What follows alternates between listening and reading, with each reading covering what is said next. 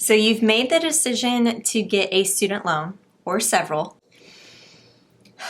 Deep breaths, because the student loan process can be just a little bit overwhelming. So in this video, I'm going to be covering how to find the best student loans and rates and what type of factors you should look into before you sign up for one.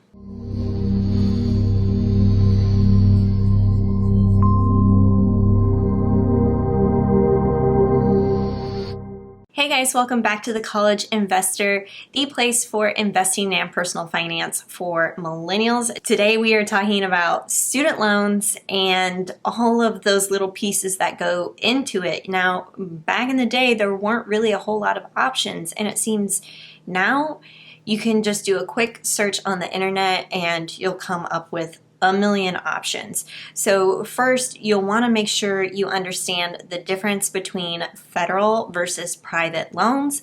If you are signing up for federal student loans, understand that those rates, those interest rates, are locked in by the government. Now, at the time of this recording, direct subsidized and unsubsidized loans for undergraduates is at a 2.75%, which is some of the lowest interest on student loans in a long time. So if you've either already exhausted your federal student loans or you're looking to receive additional outside resources using private student loans, then there's a couple of key factors that you'll want to make sure you review before you sign up.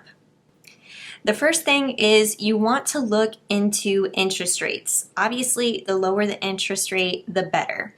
Next, you want to look at your loan term. The terms can range anywhere between 3 to 25 years, and those terms simply means that's how long you have to pay back that loan. Next, you'll want to make sure that there are no origination fees. Then take a look at your repayment plan options, forbearance options, any bonus offers that maybe there's a discount if you sign up with them, and then no prepayment penalties.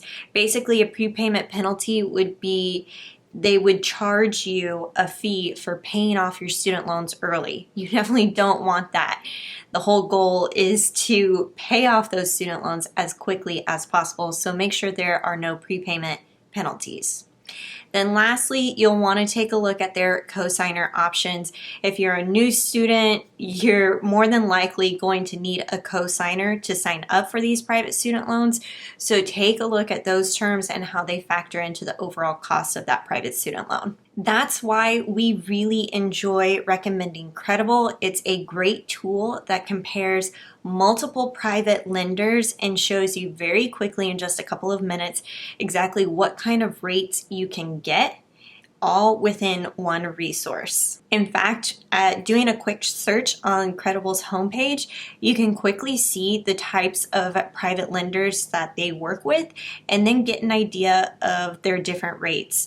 Fixed or variable. Now, the fixed interest rate is going to stay the same throughout the life of the loan, whereas variable, it may be lower at a 2.7%, but just keep in mind over time that interest rate can fluctuate up and down.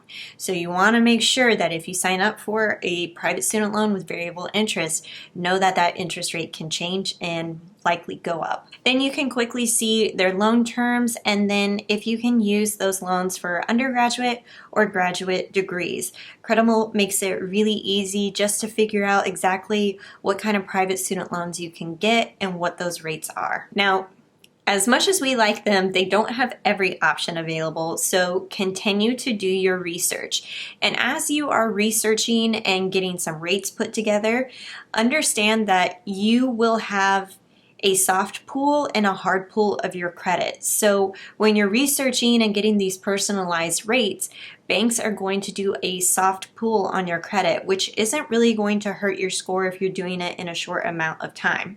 Now, when you apply and do a formal application, you're actually going to go through with this particular lender, that is when they will do a hard pull of your credit score. So understand the differences. Then also Make sure you understand when to apply and submit your application. If you're wanting to start college in August, it's recommended that you fill out your application 30 days, at least 30 days prior to starting. So that means you should have those applications ready to go. Everything's locked and loaded 30 days out before you start college at minimum. So our quick picks for the best private student loans out there that we've researched include Credible, Earnest, Ascent, SoFi, LendKey, and Common Bond. What's great about these lenders is that often many of them do not have any application fees or origination fees. They're really easy to work with. The platform is very easy to understand.